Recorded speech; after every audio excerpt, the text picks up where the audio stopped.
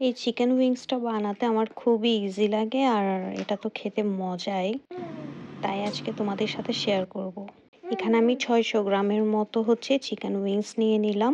Half টিস্পুনের মতো মরিচ গুঁড়ো দিলাম। এরপর হচ্ছে সয়া সস দিলাম একটু করে।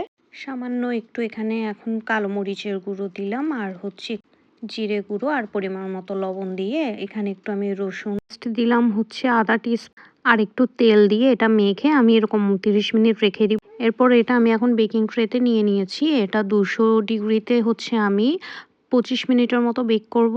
এটা কিন্তু খুব সুন্দরভাবে চুলাতেও করা যাবে। ফ্রাই প্যানে ৩-৪ টেবিল স্পুন তেলটা হালকা গরম করে এপাশ ওপাশ করে ৩০ মিনিটের মতো একটু কালার সুন্দর হওয়া পর্যন্ত করলেই হয়ে যাবে। আর এখানে এখন আমি সস বানাচ্ছি।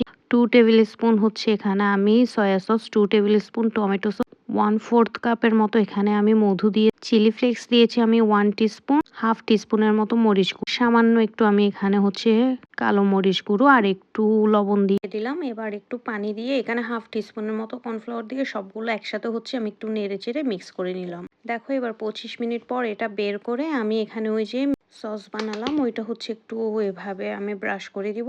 সেম আমি ওই পাশও করব সবগুলো উল্টানোর পর। এই তো এখন এখানেও আমি একটু সসগুলো ব্রাশ করে দিয়ে এখন ১৮০ ডিগ্রিতে আমি এটা ১৫ মিনিটের মতো আবার বেক করে নিব আর কি। এবার একটা ফ্রাই প্যানে হালকা একটু তেল দিয়ে একটু রসুন কুচি দিয়ে আমি একটু বেশি এটা ব্লেন্ড করে ফেলেছি। পর রসুনটা একটু হচ্ছে কালার আসলে আমি সসটা দিয়ে দিব। এবার এটা একটু নেড়ে চেড়ে আমি ঘন করে নিব। হ্যাঁ, সুন্দর একটা গ্রেভি যখন এখানে তৈরি হবে তখন আমি হচ্ছে এখানে দিয়ে দিব ওই চিকেনগুলো। এবার চিকেনগুলো দেখো আমি বের করে নিয়েছি। কত সুন্দর লাগছে, এখনই লোভ লাগছে এগুলো খেতে। এখন এগুলো আমি দিয়ে দিচ্ছি হচ্ছে ওই সসটাতে, হ্যাঁ?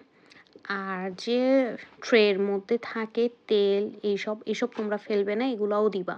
এগুলো দিলে আরও বেশি মজা হয়। এবার সব একসাথে মিক্স করে নিব। মিক্স করে ভালো করে তারপর আমি চুলাটা অফ করে দিব আর কি। আর উপরে একটু সিসমি সিডস দিয়ে দেখো এটা দেখতে কতটা লোভনীয় লাগছে। গেস্ট আসলে না হলে হঠাৎ বিকেলবেলা ওর ডিনারেও কিন্তু এটা খুব ভালোভাবেই খাওয়া যায়। সাথে তো একটা পরোটা থাকলে আমার আরও বেশি ভালো লাগতো।